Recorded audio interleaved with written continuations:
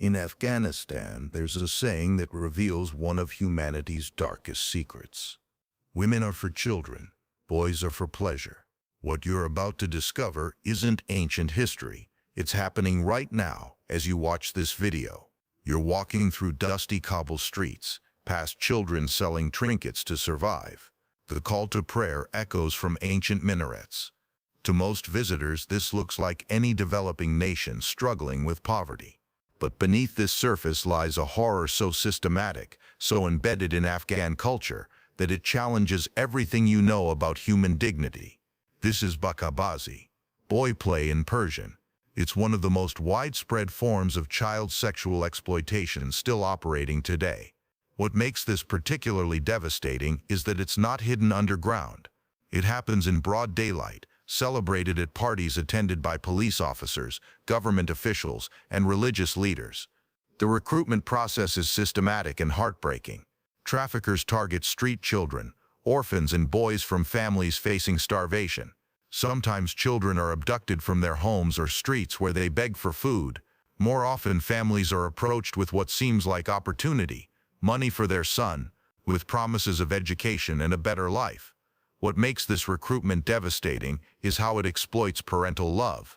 Parents who would die to protect their children face impossible choices: watch your son starve to death, or hand him over to men who will destroy his childhood in unimaginable ways. Once acquired, boys enter a world designed to break their spirits. They're taken to training houses where they learn to dance, sing, and move their bodies to sexually arouse grown men. They're taught makeup, feminine hairstyles, and elaborate costumes that emphasize their youth. The training is systematic psychological torture. Boys are deliberately underfed to maintain childlike appearance and keep them weak. They're isolated from other children and forbidden friendships.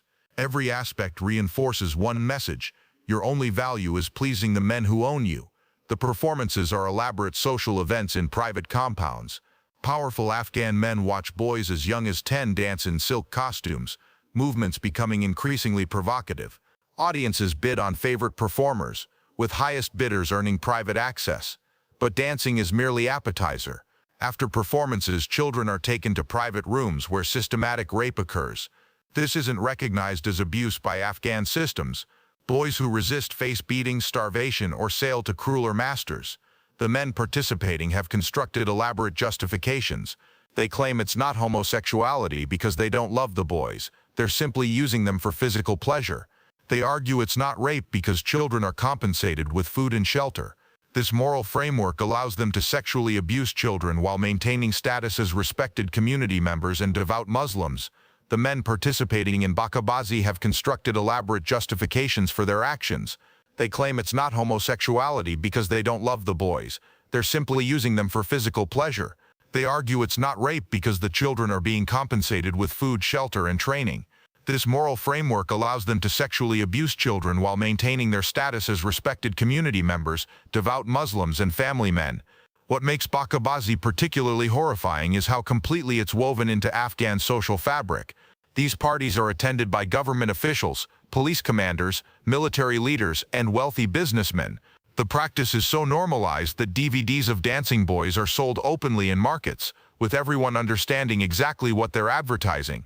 The health consequences are devastating. Boys suffer internal injuries from sexual assault, malnutrition from controlled diets, and psychological trauma affecting them for life. Many develop chronic pain, depression, severe anxiety disorders, and post-traumatic stress. Some are permanently disabled by abuse. Others simply die, worked to death, or killed when inconvenient. The psychological conditioning is so effective that many boys never recover, even decades after escape. They develop learned helplessness, a state where victims become so conditioned to abuse they stop trying to resist even when opportunities arise. Some boys actually defend their abusers, claiming gratitude for shelter and food. The economic incentives reveal how deeply embedded this practice is. For owners, it's not just sexual gratification, it's profitable business. Bachas are rented out for parties and special events, generating significant income. Owners invest in their property, buying expensive makeup, jewelry, and clothing to increase market value. The age progression follows a predictable, tragic pattern. Boys are typically recruited between ages 9 to 12 when most vulnerable. They're considered most valuable during early teens when they maintain childlike features, but have developed performance skills. As they approach adulthood and develop masculine characteristics, their marketplace value decreases dramatically. This creates a terrifying deadline. When boys become too old, some are simply discarded, thrown onto streets with no education, family connections, or skills beyond captivity. Others are killed when they threaten to expose abusers. The fortunate few escape but carry permanent physical and psychological scars. The cycle of abuse extends beyond immediate victims. Survivors often become perpetrators themselves, having learned that power means exploiting those weaker. They've been conditioned to see sexual exploitation as normal, replicating patterns with the next generation of vulnerable children. During the Taliban's first rule in the 1990s, Bachabazi was officially banned and severely punished, leading to significant decrease. However, after 2001, the practice resurged as former commanders regained power. The Taliban's return in 2021 has driven the practice underground, making it more dangerous for victims, while increasing family desperation due to economic collapse. International responses have been largely inadequate, hampered by cultural relativism and diplomatic considerations. Western governments and NGOs struggle to address the practice without appearing to impose values on Afghan society. This diplomatic delicacy allows systematic abuse to continue with minimal interference. The boys who survived described feeling like they died during captivity and were reborn as something else entirely. They learned to separate minds from bodies, existing in constant dissociation that allows them to endure the unendurable. But this survival mechanism leaves them disconnected from themselves and others for life. What makes Bachabazi particularly horrifying is how completely it's woven into Afghan social fabric. These parties are attended by government officials, police commanders, military leaders, and wealthy businessmen. The practice is so normalized that DVDs of dancing boys are sold openly in markets, with everyone understanding exactly what they're advertising. This is the reality of Afghanistan's dancing boys, not a quaint cultural tradition, but a living nightmare consuming thousands of children while the world looks away. These aren't statistics or case studies. They're human beings who deserved protection, education, and safety.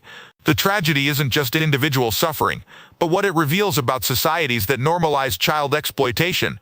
The practice has shown remarkable resilience across different political regimes, adapting to new circumstances while maintaining its core structure of exploitation.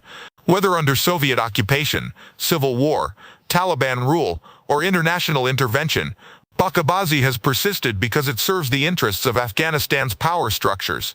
These children deserve better. They deserve a world where childhood means safety, where cultural traditions don't include systematic abuse, and where the international community acts to protect rather than ignore the innocent. If this disturbed you, subscribe for more stories that need to be told. Comment below, how can we raise awareness about ongoing atrocities? Thanks for helping expose these hidden truths that demand our attention.